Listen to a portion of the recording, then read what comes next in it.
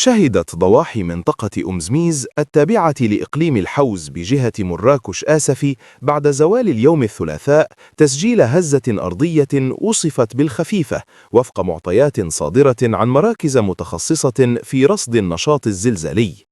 وبحسب البيانات المتوفرة بلغت قوة هذه الهزة حوالي 3.3 درجات على سلم ريختر، وسجلت على عمق يقارب 13.9 كيلومترا، وهو ما يصنفها ضمن الهزات السطحية نسبيا التي غالبا ما يتم الإحساس بها دون أن تخلف أضرارا مادية أو بشرية.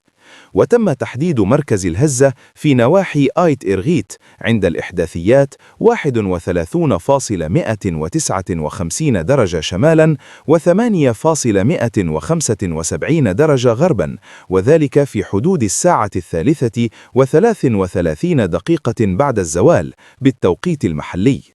وعقب الهزة تداول عدد من سكان المنطقة تدوينات على مواقع التواصل الاجتماعي أكدوا من خلالها شعورهم بالاهتزاز، ما دفع بعضهم إلى مغادرة منازلهم بدافع الحيطة والحذر دون تسجيل أي خسائر في المباني أو الممتلكات. وتجدر الإشارة إلى أن مثل هذه الهزات تبقى واردة في عدد من مناطق المملكة وتندرج ضمن النشاط الزلزالي الطبيعي، مع تأكيد الجهات المختصة على أهمية الالتزام بالهدوء واتباع تعليمات السلامة المعتمدة في مثل هذه الحالات.